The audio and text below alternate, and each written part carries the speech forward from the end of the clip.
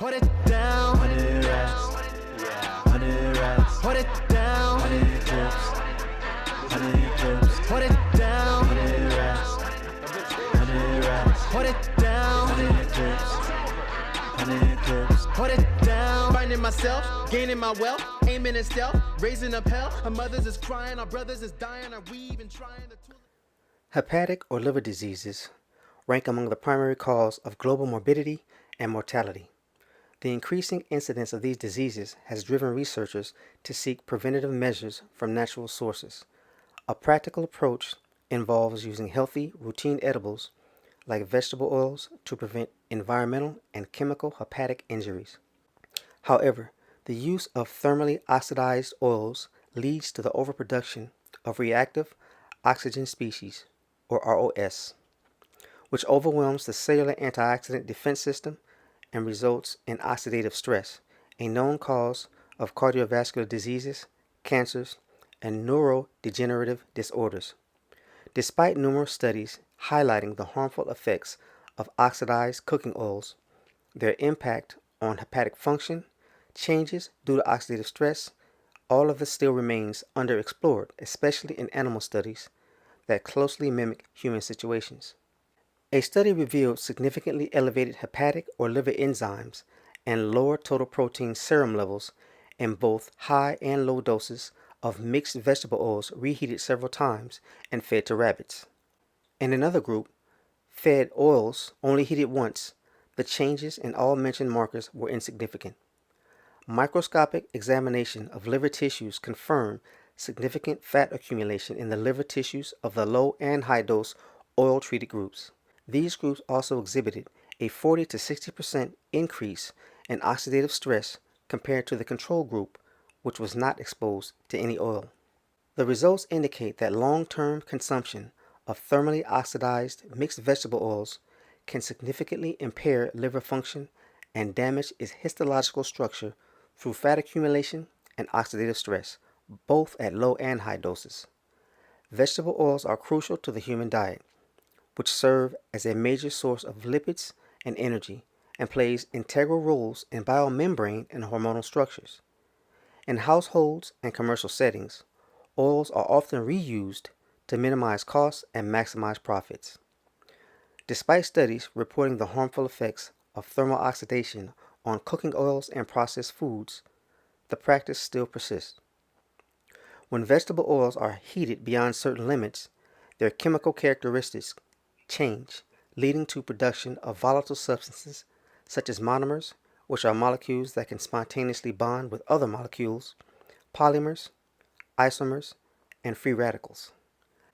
Fatty acids in cooking oil, which naturally exist in the cis isomer form, convert to trans isomers during thermal oxidation, adopting physical properties similar to saturated fatty acids.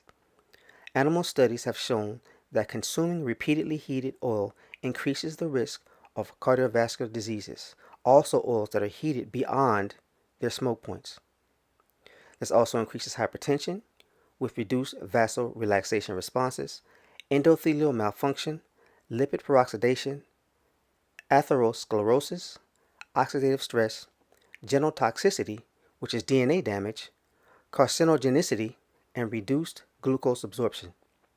Trans isomer fatty acid consumption is linked to metabolic syndrome, systemic inflammation, and thrombogenesis, contributing to the development of disease, cancers, and neurodegenerative disorders. What's critical to this particular narrative is endothelial dysfunction and reduced glucose absorption. When endothelial cells are damaged, almost no proper nutritional absorption can take place, and when this malabsorption pertains to glucose, the body will not efficiently process sugars, no matter the source.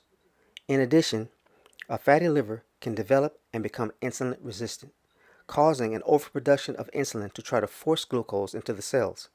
The result is high blood sugar and pancreas stress that can lead to eventual failure. Herein can lie the genesis of diabetes.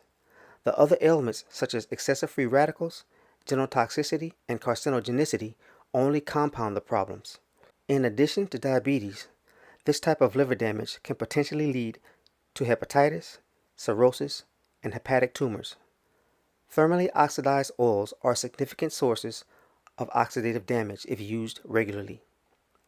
Little research has focused on the impact of daily used oxidized cooking oils on hepatic function changes due to induced oxidative stress, particularly in models that mimic the human condition.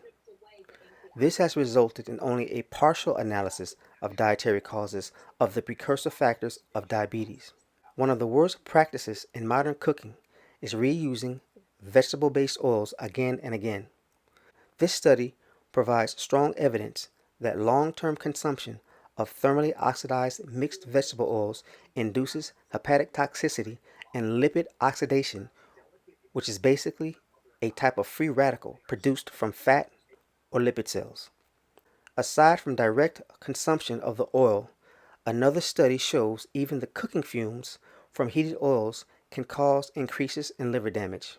Over 55,000 people in China were used in a logistic regression analysis to show a relationship between people exposed to cooking oil fumes and those not exposed, and the resulting probability of development of fatty liver disease in each group.